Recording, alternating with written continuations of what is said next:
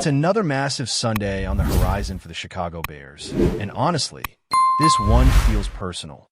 The Dallas Cowboys are coming to Soldier Field, and it's not just about bouncing back after a tough start of the season. It's about pride, redemption, and a little something we're calling the Eberflus revenge game. That's right. Matt Eberflus is back in town, now on the opposite sideline as Dallas defensive coordinator. And if there's one thing Bears fans can agree on this week, it's this. We absolutely cannot let him walk out of Chicago with a win. Now, believe it or not, the Bears are actually 1.5-point favorites heading into this matchup. Yes, you heard that right.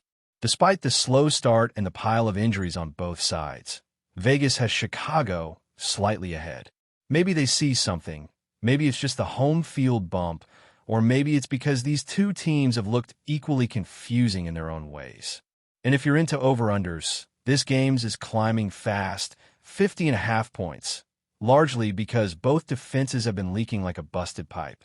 Neither unit has shown the ability to get stops consistently, and injuries are only making things worse. Let's look at the Cowboys for a second. Through 2 weeks, they're putting up 30 points per game, which is top 5 in the league. Offensively, they're more balanced than expected, especially on the ground. Their run game has been surprisingly effective, taking pressure off Dak Prescott and keeping defenses honest. But the problem? They're also allowing over 30 points a game, tied for 27th in the league. That kind of split, elite scoring, bottom-tier defense is the exact kind of chaos that makes this Sunday unpredictable. They're -1 in turnover margin, middle of the pack. What's really wild, though, is their third down performance. Best in the league offensively, converting over 50%. Worst in the league defensively, allowing that same number. It's like they score in a hurry, then let the other team do the same. That's a dangerous formula if you're trying to win tough road games in the NFL. And now to the Bears. Middle of the pack in scoring, sitting 15th with just over 22 points per game. But the defense? Yikes. They're giving up nearly 40 points a game, dead last in the league. And here's the scary part. 6 points allowed in the first 3 quarters across both games, and 73 points in the final 5 quarters. That's not just bad, it's collapse-level bad. Turnover margin? -2, tied for 25th. They've only forced 1 turnover, a pick-6 by Nan Wright, and given it up 3 times. It's not the kind of stat line that wins football games, especially against high-powered offenses like Dallas. On third downs, Chicago's offense is converting at 40%, which is slightly below average. Defensively, though, they're actually solid, only allowing a conversion rate of just under 32%, which puts them near the top of the league. So, there's a glimmer of hope there if they can keep it going. But as always, it comes down to consistency. And with the injuries piling up, that consistency might be hard to find. Speaking of injuries, they're already reshaping this matchup. For Dallas, Cooper Beebe is likely headed to short-term IR with an ankle issue. That weakens their offensive line depth considerably. Their electric return man, Cavani Turpin, is nursing in neck stinger, and while early signs suggest he'll be good to go, it's definitely something to monitor. And in the secondary, Darren Bland is expected to miss another game, which likely means former Bears preseason hero Reddy Stewart will get more reps. He played decently last week, but make no mistake, that's a downgrade for Dallas. Now for the Bears injury report, and it's just as concerning. Jalen Johnson is going on short-term IR, and while there's still hope it's not season-ending, the vibes aren't great. Kyler Gordon's hamstring continues to be a problem, and linebacker TJ Edwards is another key name to watch. His status is uncertain. And then there's Grady Jarrett, who played last week, but clearly wasn't at 100%. He's dealing with a knee injury, and you could see it on tape. He wasn't exploding off the line like we know he can. Don't be surprised if the team gives him the week off. And of course, the big narrative this week is the Matt Eberflus factor. For better or worse, he's now the Cowboys' defensive coordinator, and this is his first game back in Chicago since being fired. The irony? His defense in Dallas hasn't exactly been dominant. Sure, trading away Micah Parsons didn't help his cause, but there have been serious lapses. The first half against Philly? A mess. They figured it out after halftime, but last week, they let Russell Wilson and the Giants have way too much success. You can bet he's circling this game, desperate to prove a point against the organization that let him go. And that's why if you're a Bears fan, you better be shouting it loud all week long. Beat Fluz. Beat him bad. Send him home with a loss. Now, when it comes to evaluating the rosters and deciding who has the edge at each position group, it's not exactly a landslide either way. At head coach, it's still too early to make a definitive call. Ben Johnson's shown flashes of promise, but it's been 2 games. Same for Brian Schottenheimer. For now, we'll call a push. At quarterback, though, clear advantage for Dallas. Dak Prescott is playing lights-out football. Top 5 in the league, easy. His Week 1 stat line didn't jump off the page, just 188 yards, but watch the tape. He was throwing dimes, and several were dropped. CeeDee Lamb alone left about 80 yards on the field. Dak has been accurate, poised, and in command. Caleb Williams, on the other hand, is still finding his footing. He made strides in Week 2, showed more poise, and looked sharper overall. But it's clear he's still adjusting to the speed of the NFL. On any given Sunday, he can outplay anyone. But for now, Dak's the more consistent and proven option. Skill positions? This might surprise some folks, but the slight edge goes to the Bears. Yes, CeeDee Lamb and George Pickens are dynamic, no doubt about that. But Lamb's had a rocky start with multiple drops, and Pickens hasn't exploded yet either. Meanwhile, Rome Odunze is looking like a breakout star. DJ Moore's been solid, and while guys like Zay Flowers and Jermaine Burton haven't seen heavy usage, the depth is there. The problem? The Bears haven't gotten enough out of their running backs or tight ends. If that continues, this advantage could disappear quickly. Cole Kmet needs to be more involved. Same with Khalil Herbert.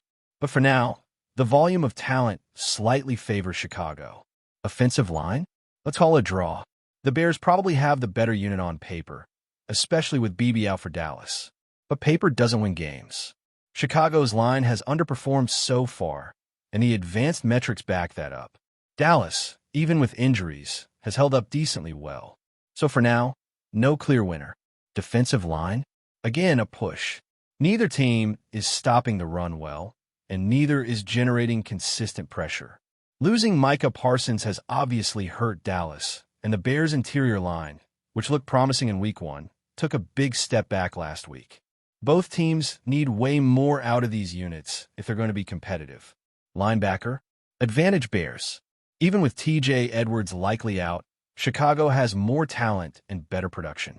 Tremaine Edmonds may be overpaid, but he'd be the best linebacker on the Cowboys. Kenneth Murray starts for Dallas, and let's just say he's not exactly lighting it up. Jack Sanborn's been steady, and Noah Sewell has quietly had a strong start, especially against the run. As for the secondary, that's another toss-up. Fully healthy, the Bears probably take it. But they're missing Jalen Johnson and likely Kyler Gordon, and Kevin Byard hasn't looked like himself. Dallas has their own issues. Kare Elam's been torched for over 200 yards already, and Trayvon Diggs doesn't look right yet. Add in that Reddy Stewart is getting significant snaps, and it's hard to give the nod to either team. Special teams? No question, Dallas. Brandon Aubrey might be the best kicker in the NFL right now. The guy is automatic. They crossed midfield last week, lined up for a 60-plus yard field goal to force overtime, and he drilled it like it was nothing. Meanwhile, Bears punter Torrey Taylor hasn't made much of an impact, and the coverage units have been inconsistent. Cairo Santos has been fine, but special teams as a whole just haven't been a strength. So when you look at all that, it's clear this matchup could go either way. Both teams have firepower, both have weaknesses, and both desperately need a win. For Chicago, it's about protecting Caleb, feeding Odunze, and doing the little things right, limiting penalties, converting on short yardage, and cleaning up special teams. But most importantly, it's about stopping Eberflus. Because letting your former head coach walk into your house and walk out with a win, that would sting more than any stat line. If there's one thing that could swing this entire matchup, it's the quarterback play, and not just what Dak Prescott brings to the table, but what Caleb Williams can continue to become. Week 2 was a clear step forward for the rookie.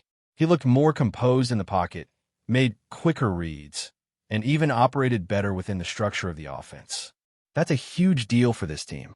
Caleb has always been electric out of structure, making plays on the run, improvising, escaping pressure, but seeing him play with rhythm and timing shows maturity, and that's the exact kind of growth Bears fans need to hang on to right now. When the offensive line gave him time against Detroit, he delivered. He went 18 for 25, threw for just under 200 yards, and found the end zone twice. The advanced metrics backed it up too. Pro Football Focus gave him a passing grade over 90. That's elite. And more importantly, it wasn't because of highlight plays. It was because he stayed calm, kept the offense on schedule, and made smart decisions. But none of that matters if the offensive line doesn't hold up again this week. The Bears have to keep Caleb clean. There's no room for regression, not against a Dallas defense that, while struggling, still has talented players capable of disrupting a game. If they allow pressure early, if Caleb's constantly on the move or forced into rush throws, it could spiral fast. This is still a young quarterback, and while the flashes are there, he's not at a point where he can carry a broken offense for 4 quarters. The structure has to be there. The protection has to hold. And the game plan has to be smart. That means picking up blitzes, running the ball effectively enough to keep the defense honest, and most importantly, converting on third and manageable situations. There have been too many stall drives already this season because of penalties, missed assignments, or failure to pick up short yardage. That can't happen this week.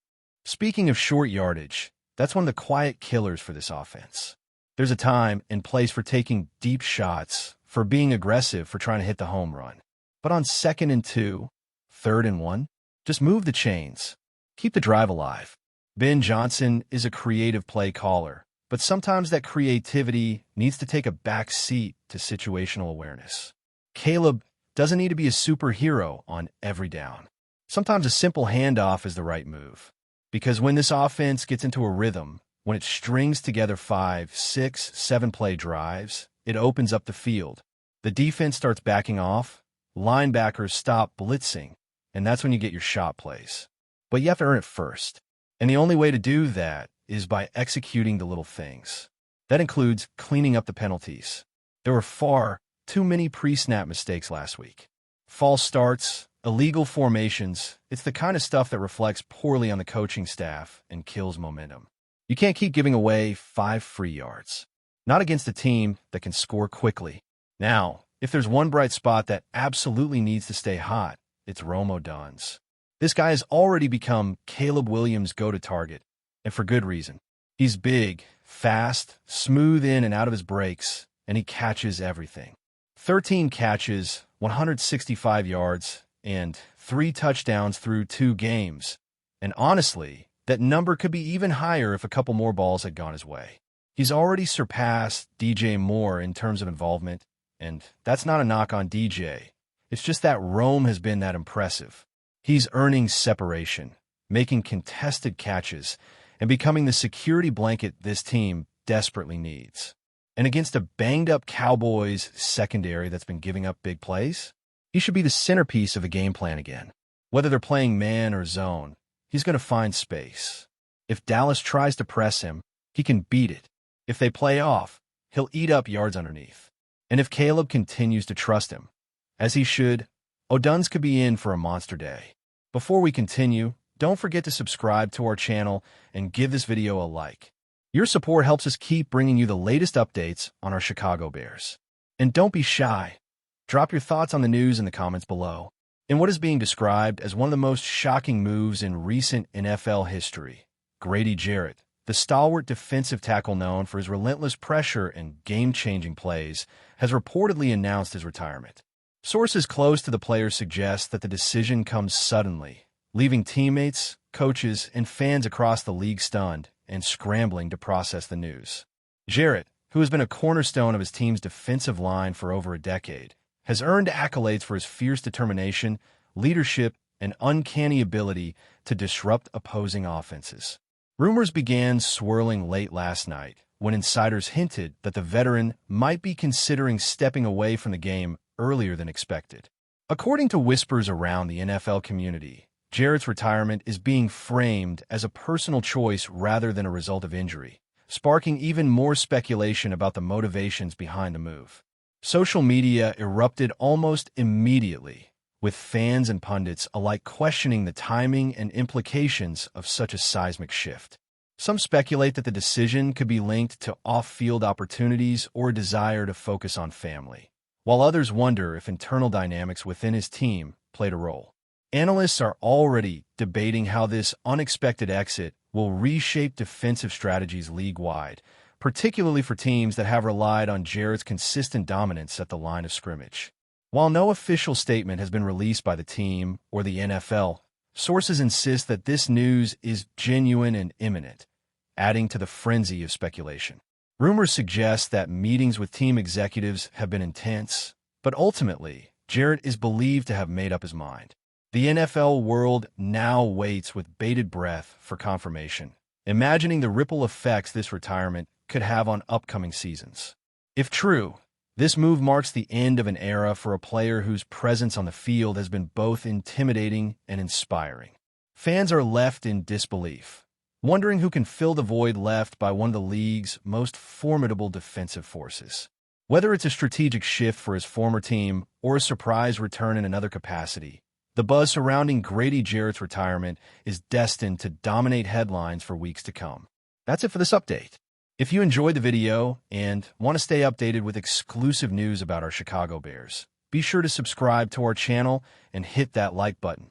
We can't wait to hear your thoughts in the comments. See you in the next video.